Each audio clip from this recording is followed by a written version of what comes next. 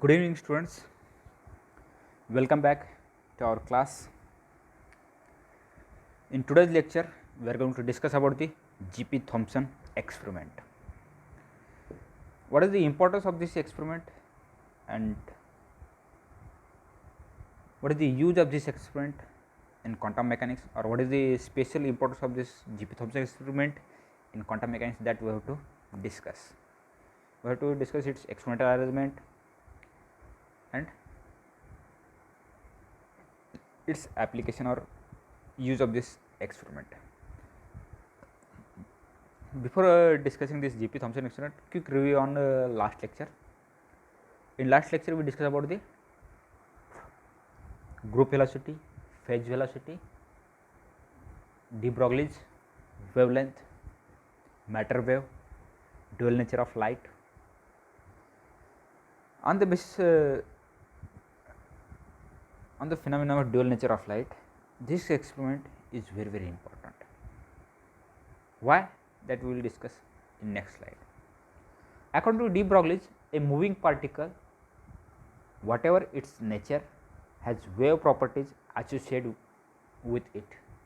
He proposed that wavelength lambda associated with any moving particle of momentum p is given by lambda is equal to h by p, as we discussed in second lecture. And we know momentum is nothing but mass into v, it is product of m into v, or lambda is equal to h by mv, where h is the Planck's constant. Such wave associated with the matter particle are called as matter waves. According to Bohr theory of hydrogen atom, led de Broglie to the conception of matter waves. According to Bohr's theory, the stable state of electron in the atom are governed by integer rules. The only phenomena involved integer in physics are those of interference and modes of vibrations of stretched string, both of which imply a wave motion. Hence, de Broglie thought that electron may also be characteristic by a periodicity. So, he proposed the matter, like radiations, has a dual nature. Was verified by experimental investing the diffraction of an electrons by crystal in G.P. Thompson experiment. For that, he got a Nobel Prize. Now,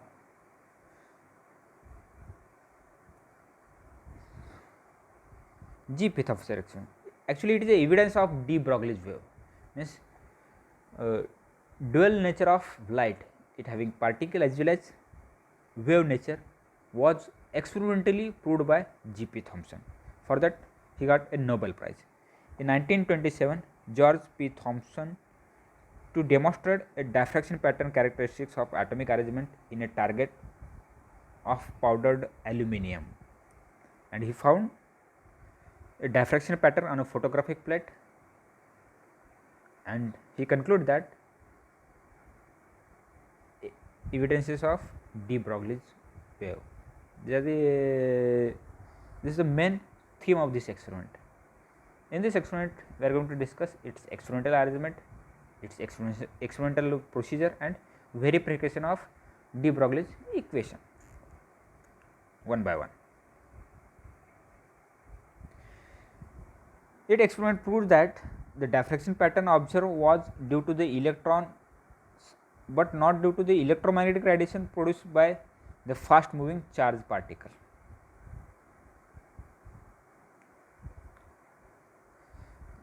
The experimental arrangement is shown in the next slide. It having some components. G.P. Thompson experiment arranges consist of filament or cathode, gold foil or gold plate, you can use any, photographic plate, and anode. The whole apparatus is kept highly evacuated discharge tube. How we can arrange that? You see in this slide. Okay. The experimental arrangement is shown in this slide. A beam of cathode ray is produced in a discharge tube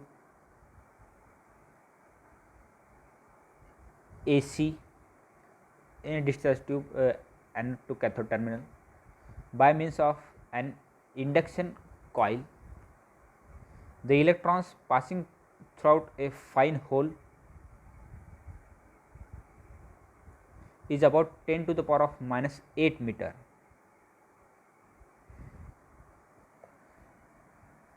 The emerged beam of electron is received on a photographic plate P. Visually examination of the pattern is made possible by an fluorescent screen S. A very high vacuum is maintained in the camera part of the apparatus, while air is allowed to leak into the discharge tube section throughout a needle valve. Thus, a beam is required, voltage can be continuously produced, the discharge tube being sufficiently soft. This is some experimental arrangement, means a cathode ray is produced and that cathode ray beam is going to incident on a gold foil. Due to that, it interacts with the gold atoms which are present in that foil, and we are getting the diffraction pattern, and that diffraction pattern can be observed with the help of a photographic plate. If you see this is ring like structure is nothing but a diffraction pattern that we will observe. Now, this is a simple experimental arrangement. Now, experimental procedure. When a beam of electron of known velocity is made to fall on a photographic plate, after traveling the thin gold foil, when the plate is developed, a symmetrical pattern consists of concentric rings about a central spot. This pattern is similar to the pattern production by X-ray in the powder crystal method. That powder crystal method we will discuss in solid state physics. When the cathode rays in the discharge tube are deflected by a magnetic field, the entire pattern on the screen S is found to shift correspondingly. Thus, the pattern is confirmed as due to diffracted electrons, and not due to the secondary X-rays generated by the electrons going through the foil. Further, on removing the film, the pattern disappears, showing that the presence of the film is essential to observe a diffraction pattern. If the electron behaves as a corpuscles, the electron passing through the foil should have been scattered throughout a wide angle. Clearly, this experiment demonstrated that the electron beam behaves as a wave. Diffraction pattern can be produced only by waves. That is why it is one of the evidence of de Broglie's matter wave, or this experiment proves dual nature of light particle as well as wave nature. That is why for this experiment G.P. Thompson got a Nobel Prize.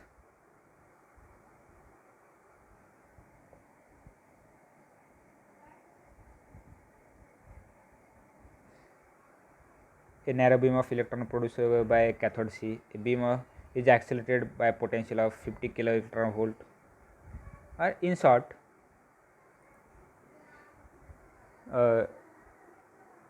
quick review, or G.P. Thompson was able to obtain a diffraction pattern of an electron beam.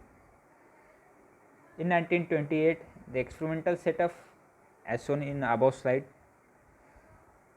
From the electron gun, a beam of electron accelerated throughout a potential difference of 50 kV is incident on a thin platinum thin gold foil, you can use platinum also.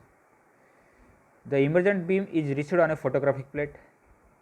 The electron beam is diffracted at the spacing between the randomly oriented crystals of the thin foil on the photographic plate. We get a circular diffraction pattern similar to the Lau's X-ray diffraction pattern. This conclusion proves that the electron beam behaves like a wave.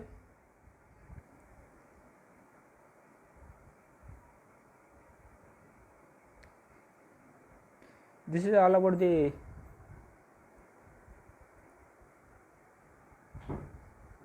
experimental procedure and the conclusion, the result of this experiment.